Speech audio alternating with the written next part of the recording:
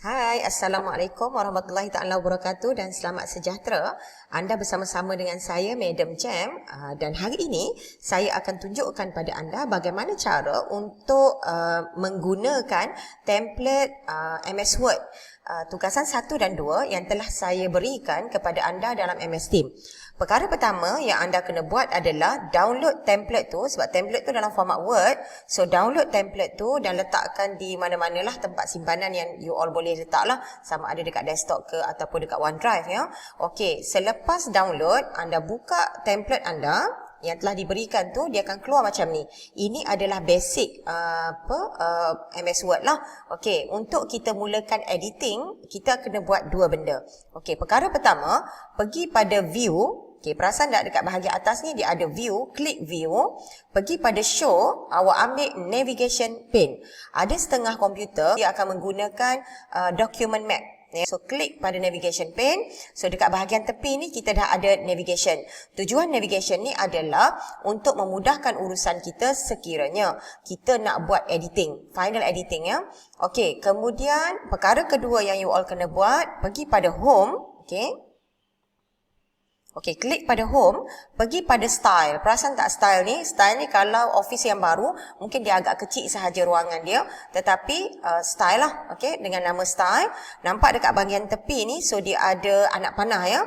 Anak panah ke bawah, so klik anak panah ni. So awak akan dapat style di bahagian sebelah sana. Ya, jadi kalau perasan kedua-dua belah ni dia ada benda yang perlu kita gunakan untuk sesi final editing sebelum kita nak submit kepada pensyarah. Okey, so sebelah yang sebelah ni adalah navigation dan sebelah lagi adalah style. Okey, perkara pertama ya, ini adalah cover hadapan tugasan. So cover hadapan tugasan, logo ni kena letak sendirilah. So ambil logo, letakkan dekat situ. Okey, untuk yang kedua adalah di bahagian program. So program ni juga awak kena edit secara manual ya. Program apa? Contoh diploma teknologi kejuruteraan bangunan ataupun diploma seni bina. So kena edit dekat bahagian sinilah. Okey, kemudian yang seterusnya adalah tajuk tugasan 1. So tugasan 1 awak kena buat secara manual number lah. Okey, kalau kata lepas ni nak guna untuk tugasan 2, just tukar sahaja tugasan 2. Okey, kemudian yang seterusnya adalah di bahagian soalan. Ini cover hadapan ya. So di bahagian cover hadapan ni dia akan ada soalan yang perlu awak tulis. Soalan ni adalah soalan yang panjang. Okey, macam mana cara nak tulis soalan ni? Okey ya, so saya tunjukkan demo ya. Sebagai contoh ya, penubuhan negara Malaysia menjadi asas kepada keamanan negara. Okey, so sekiranya awak type balik ya daripada dalam Word ini, so dia tak akan jadi formatting. Kenapa tak akan jadi formatting? Sebab dia adalah typing secara biasa. Jadi macam mana kita nak jadikan dia format? Okey, caranya adalah letak je cursor kat mana-mana, dekat bahagian depan ni ke ataupun dekat bahagian belakang ke. Kemudian dekat bahagian style ni awak cari tajuk dia soalan tugasan penuh. Okey, so klik sahaja. Bila awak klik, so dia dah jadi format di situ. Ini adalah format yang telah saya setkan. Okey, jadi awak tak perlu lagi nak buat secara manual. Sebagai contoh saya bagi, kalau manual awak kena highlight, so awak pergi dekat sini, awak kena bold, awak kena tukar kepada cap lock, kemudian awak kena letak dekat center. Perasan tak? Itu adalah cara edit manual. Tetapi untuk kali ni, sebab saya dah sediakan template ya. Bila template ni maksudnya dia dah berformat. Jadi kalau dah berformat, awak pilih sahaja mana yang bersesuaian. Sebagai contoh, yang ini soalan 1 ni mesti soalan penuh kan. Jadi soalan penuh, awak cari dekat bahagian tepi ni ada tak dia tajuk dia soalan tugasan penuh. Okey, so kalau ada, klik saja.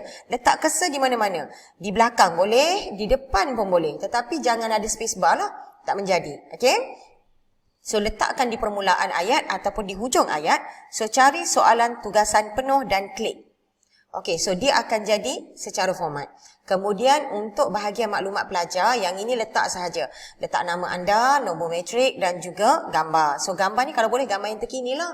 Jangan pula letak gambar di zaman sekolah kan. So dia akan jadi muka pun dah lain kan. Jadi saya pun dah tak tahu dah betul yang mana betul kan. Okey, jadi letakkan, yang ini tak ada format. Okey, untuk bahagian maklumat pelajar awak letaklah macam mana pun dia tak ada format. Okey, jadi gambar tu boleh kecilkan saja, janji saya nampak muka lah sebab untuk penilaian afektif ya, lagi mudah untuk kita kenal pelajar lah. Okey, so di bahagian nama pensyarah dan juga sesi akademik, dekat sini juga tiada template ya, tiada format. Jadi kekalkan sahaja. Okey. Baik, seterusnya adalah di bahagian penghargaan. Untuk bahagian penghargaan, apa maksud formatting ni? Formatting ni adalah untuk memudahkan sesi editing dan juga sesi untuk kita nak tengok secara keseluruhan. Ini bagi mereka yang akan compilekan keseluruhan. Contoh awak ada 3 orang, kemungkinan besar seorang akan dilantik sebagai orang yang akan tengok keseluruhan dia punya format. Jangan ada banyak orang. Kalau ada banyak orang, nanti dia akan jadi sedikit keliru lah. Okey, jadi lantik seorang untuk menjadi orang yang last bahagian editing. Okey ya. Sebagai contoh, kalau awak letak cursor dekat bahagian penghargaan, okey ya, letak sahaja ya cursor di depan ke dekat bahagian belakang ke. Okey, contoh ya. Dekat bahagian style ni, so dia dah tunjukkan penghargaan ni dia duduk di 01. Jadi tak perlu ubah apa-apa. Okey, sebagai contoh awak nak buat, okey, awak nak kata penghargaan, okey. Bila awak dah enter, so dia memang akan terus pergi kepada yang 01 lah. Jadi yang ini, tajuk ni awak tak perlu nak ubah dah sebab saya dah setting siap-siap. Apa yang perlu you all buat adalah ayat di bawah penghargaan ni. Dalam penghargaan ni dia ada ayat kan? Okey, sebagai contohnya lagi, ya. Sebagai contoh lagi, saya bagi dekat sini contoh ya. Sebagai contoh lah, ya. Okey, katakanlah ya, you all nak ambil ayat tu daripada lain. Kemudian awak masukkan dalam template. So dia akan jadi macam ni. Kenapa macam ni? Sebab ini adalah yang awak copy daripada awak dah siapkan Word tu dalam Microsoft Word yang dalam file yang belum diedit. Kemudian bila awak copy, masukkan dalam penghargaan, so dia akan jadi tanpa format. Okey, apa yang perlu awak buat? Awak tak perlu highlight dah. Awak dah tahu dia duduk di perenggan yang pertama. So pergi cari dekat sini. Okey, dekat sini dekat bahagian style, awak tengok dia tulis normal perenggan pertama. So awak klik sahaja. Dan bila awak klik dekat situ, automatiknya dia akan terus pergi kepada format yang sepatutnya. Sama juga dengan perenggan yang kedua. Sebagai contoh saya bagi. Ini yang awak copy ya daripada Word yang lain, tiba-tiba dia duduk kat tepi macam ni. Sedangkan dia duduk di perenggan yang kedua. Jadi macam mana cara untuk awak buat? Nampak tak dekat bahagian style ni dia ada normal perenggan kedua. So klik dekat situ, so dia akan jadi format perenggan yang kedua. Begitu juga dengan yang berikutnya. Dalam bentuk assignment format ya, format template ni, perenggan pertama sahaja yang dia rapat ke tepi. Okey, perenggan yang lain semuanya dia akan tab satu ke dalam. Yang ni tab satu ke dalam.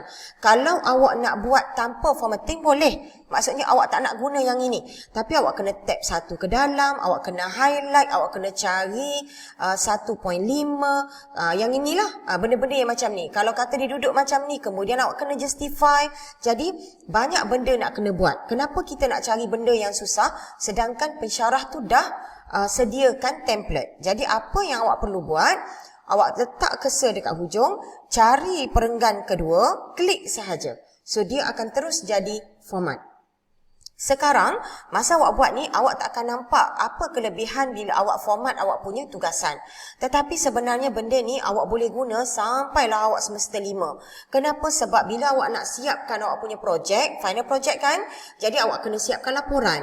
Laporan itu untuk awak hantar dan hard copy kan benda tu. Jadi bila hard cover kan, jadi bila awak nak buat hard cover, benda formatting ni kalau tak ikut format yang betul, dia akan sakit mata lah untuk pemeriksa nak baca. Okey, itu maksudnya formatting lah. Tapi yang ini saya dah setkan siap-siap.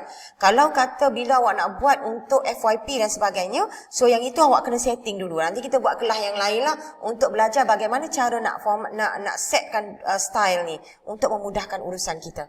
Okey, baik. Penghargaan biasanya satu muka surat saja. Dia tak perlu lebih lah. Okey. Kemudian terus kepada isi kandungan. So isi kandungan tidak ada formatting. So isi kandungan ni awak boleh buat mengikut apa yang telah saya beri. So tulis sahaja halaman berapa dan isi awak apa, just type sahaja. Yang ini tidak ada format. Okey. Kemudian terus kepada abstract. Okey ya. So abstract ni bila kita type ya, abstract ni kalau awak tengok dalam saya punya format, saya dah letakkan tajuk soalan, tuliskan tajuk soalan penuh. Jadi ada pelajar dia akan copy daripada cover. Perasan tak? Dekat cover ni dah ada kan? Okey. So bila nak copy daripada cover boleh je, tak ada masalah. Dan bila sampai kepada kepada abstract, okey, bila sampai kepada abstract awak paste sahaja. Okey, sebab yang ini dah memang ada format. Tetapi sekiranya awak terdelete. Contoh ya, alamak, saya dah terdelete. Macam mana ni? Saya nak buat saya punya tajuk tugasan. Okey, tajuk tugasan tu apa? Contohnya penubuhan negara Malaysia. Macam mana ni? Dia tak jadilah pula format. Takkan aku nak buat format satu-satu, contoh ya. So awak pergi dekat bahagian sini, awak tengok soalan penuh tugasan. Klik sahaja. So dia memang akan terus pergi kepada format. Okey, boleh situ. Kemudian untuk abstract, dia akan duduk di bawah 01.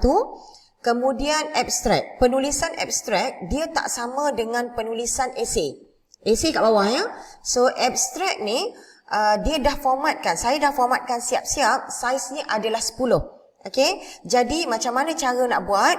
Awak hanya perlu, contoh saya bagi ya. So awak hanya perlu, contoh ini adalah abstract yang awak dah buat dan awak buat ni di helaian lain. Okey, awak hanya perlu letakkan cursor dekat bahagian tepi, pergi kepada abstract. So klik sahaja. Jadi dia akan terus pergi kepada format yang betul.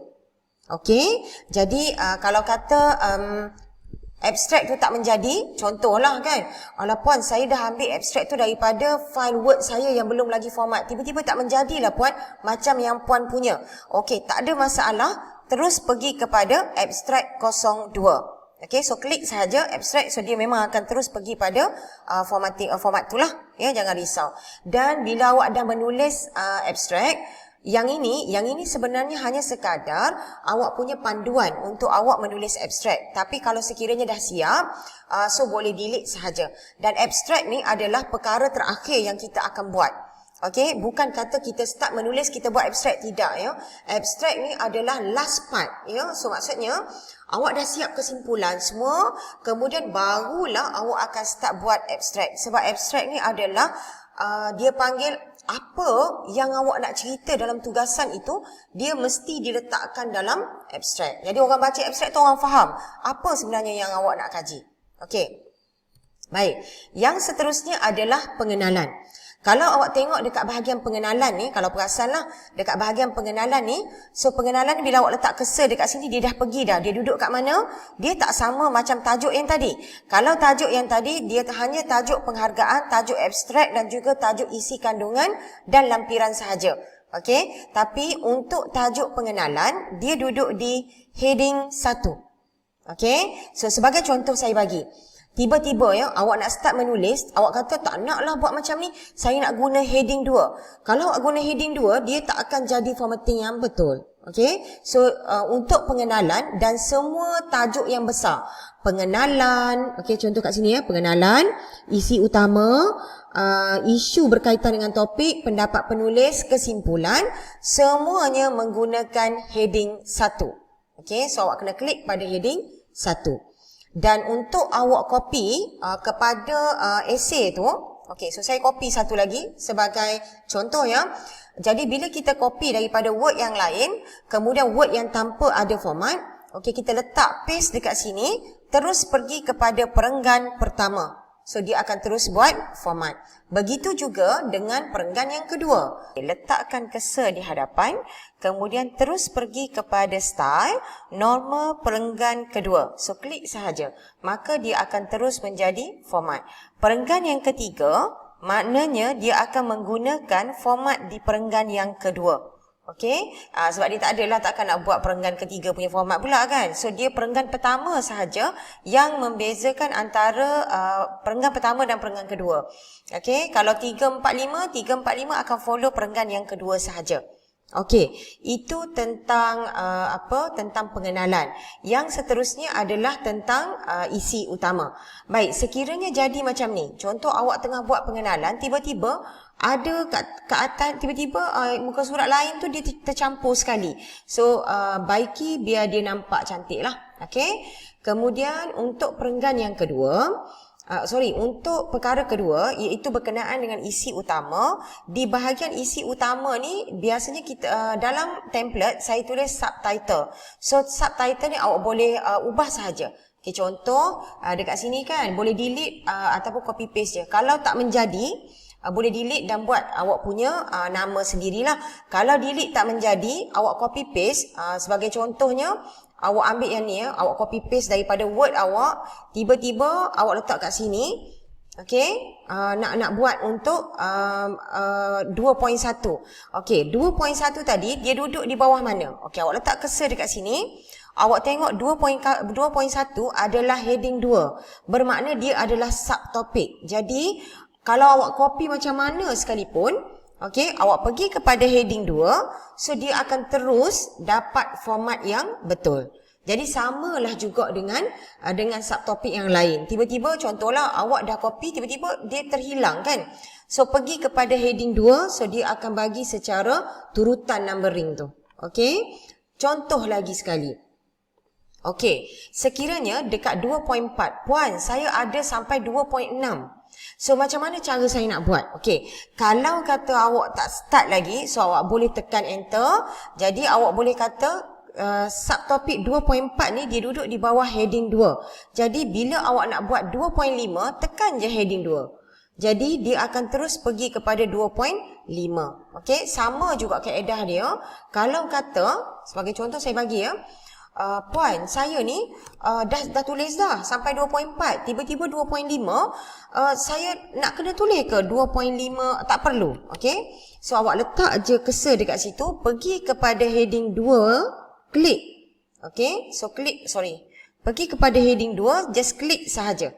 So dia akan terus keluar 2.5. So type lah Kesan Penubuhan Malaysia.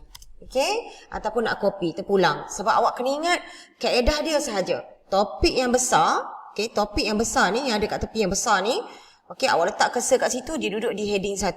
Topik yang subtopik dia akan duduk dekat heading 2. Kalau awak faham yang itu, insya-Allah tak akan ada masalah. Letak cursor dekat bahagian ni, isu 13 Mei, dia duduk dekat tajuk isu. Okey, so contohlah awak nak buat sini isu laungan azan. Contoh saya bagi ya. Okey, alamak, tak jadi format. Tak ada masalah, letak cursor dekat hujung, pergi kepada tajuk isu, klik. Okey, so dia dah jadi formatting untuk tajuk isu. Jadi sama juga kaedah dia. Bila masuk ke 3.0, awak masih lagi akan menggunakan perenggan pertama, perenggan yang kedua. So ini antara benda yang paling banyak yang kita akan gunalah. Okey, dan biasanya formatting ni adalah benda yang last kali kita akan buat. Okey, yang ini adalah isu berkenaan dengan tajuk. Bila sebut isu berkenaan dengan tajuk, pelajar-pelajar kena faham apa yang perlu dimasukkan dalam isu. Satunya adalah latar belakang. Isu tu isu tentang apa? Kenapa isu tu berlaku? Sebab dan apa kesan itu isu tu kepada masyarakat dan negara, dan isu ni selesai atau tidak. Jadi dah selesai semua, yang ini delete sahaja. Okey? Boleh jelas kat situ ya. Dan last sekali adalah pendapat penulis. Okey. So untuk pendapat penulis, satu nama untuk satu muka surat. Kalau kata awak ada 3 orang ahli kumpulan, bermakna akan ada 3 pendapat penulis yang berbeza. Dekat bahagian atas ni tulis nama. Contohnya Siti Jamilah binti Yusof. Okey, nama tu nama penuh lah, sebabnya nanti pensyarah akan tahu ya siapa yang bagi pandangan dan pendapat.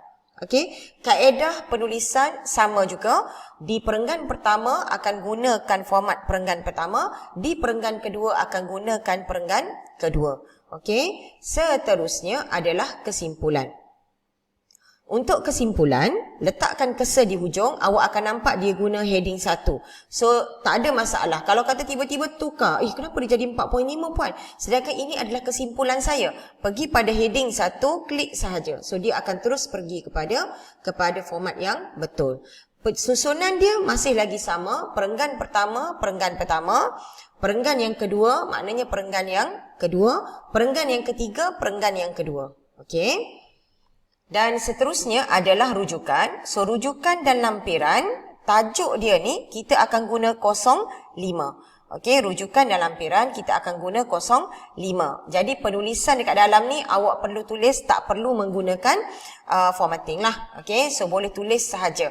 Okey, sebagai contoh awak dapatkan bahan daripada Google Scholar ke dekat Google ya, yang berbentuk PDF. Jadi, nama pengarang, tahun bila artikel tu diterbitkan, tajuk artikel tu apa, kemudian tempat ya. So tempat ni kadang-kadang kalau artikel yang awak jumpa daripada Google, so dia tak bagi tahu ya, dia duduk di bawah ataupun dia duduk di mana. Jadi awak kena skip pun tak apa, tak ada masalah. Okey, cuma bagi tahu di dalam jurnal mana. Contohnya social journal ke, sejarah jurnal sejarah ke, macam itulah.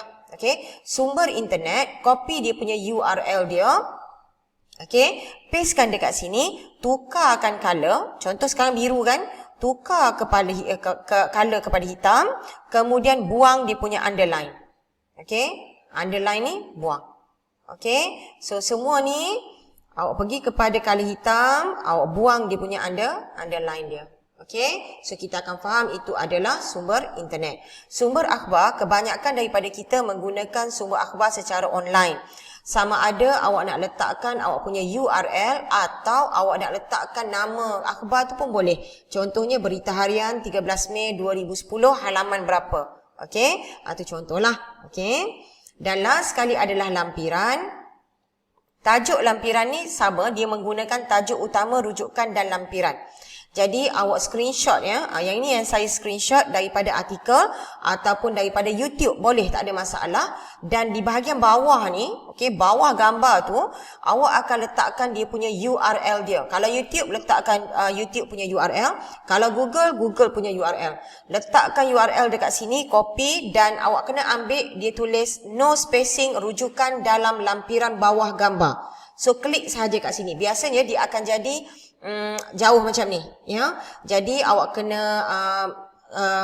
tukar kepada format yang dia kata rujukan dalam lampiran bawah gambar. So klik sahaja. So dia akan terus pergi kepada format itulah.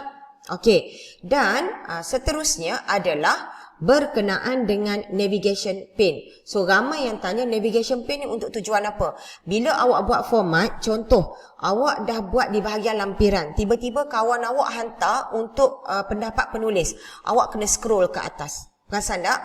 Jadi bagaimana cara nak mudah? Dekat bahagian tepi ni dia dah ada dah. Pendapat tu pendapat kawan awak yang mana? Contoh Siti Jamilah yang bagi pandangan. So klik sahaja nama dia.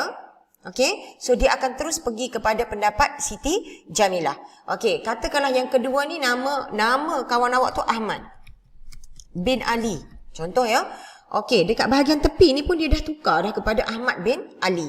Sama juga dengan isu kan. Tadi isu 13 Mei. Tapi bila saya tukar kepada isu laungan azan, so dekat tepi ni pun dia dah bertukar kepada isu laungan azan. Jadi bahagian navigation ni untuk memudahkan urusan bila awak nak edit. Okey, contohnya lagi, tengah-tengah awak edit pendapat daripada Ahmad bin Ali, tiba-tiba awak teringat untuk edit di bahagian isi utama. Jadi apa yang perlu awak buat? Awak klik sahaja dekat bahagian sebab penubuhan Malaysia. So klik. Okey. So dia akan terus pergi kepada sebab penubuhan Malaysia. Okey, untuk bahagian isi ya. Untuk bahagian isi, kadang-kadang ada pelajar dia kata, boleh tak puan kalau saya nak buat anak dia lagi. Contoh daripada sini, sebab penubuhan Malaysia, bawah ni dia ada anak dia lagi. Contohnya, anak dia ni memerdekakan negeri kecil, faedah ekonomi bersama kan. Awak ada dua cara. Satunya adalah awak terus boldkan dalam ayat. Okey, kalau saya lebih suka kalau pelajar boldkan dalam ayat. Tapi ada pelajar dia kata dia nak buat numbering. Puan, saya nak buat number lah puan. Boleh tak? Boleh, tak ada masalah. Jadi kalau kata awak nak buat number, okey, awak copy awak punya apa benda yang awak nak buat tu. Okey, paste dekat situ, contoh tajuk ni, awak nak buat numbering. Okey, macam mana cara nak buat numbering? Kalau tajuk yang ini dia gunakan heading 2. Jadi untuk tajuk lagi kecil, awak boleh gunakan heading 3. Okey, tetapi color dia lah pula yang berbeza. Jadi dekat sini awak kena buat secara manual lah. Okey, berkenaan dengan penukaran color. Jadi terpulang kepada pelajar, dia nak gunakan sama ada nak guna ayat yang kecil-kecil ni ke ataupun dia nak boldkan dalam perenggan. Pada saya tak ada masalah. Ya, saya boleh terima apa sahaja yang you all buat selagi mana tidak lari daripada format yang asal. Jadi bila awak dah siap format, awak tutup yang ni ya. Awak tutup style, awak tutup navigation ni. So awak akan tengok awak punya format tu sangat cantik. Okey, so ini adalah format ataupun assignment yang awak dah hasilkan. Perasan tak? Jadi kalau kata awak tak ikut format, ada kadang-kadang tulisan tu ke tepi ke tengah dan sebagainya, jadi tak cantik. Jadi bila awak tengok macam ni, puas hati bila awak dah dapat menyediakan tugasan yang baik dan tugasan yang menepati format. Bila awak hantar kepada pensyarah, so dia akan tak sakit mata. Jadi pensyarah tu pun rasa macam nak baca pun lagi seronok lah, sebabnya bertertib, ya, ada tertib. Okey, so saya rasa setakat itu sahaja untuk hari ini berkenaan dengan formatting tugasan 1 dan 2. Tugasan 3 juga akan menggunakan format yang sama, iaitu format template. Cuma bezanya hanyalah pada bahagian tepi sahaja.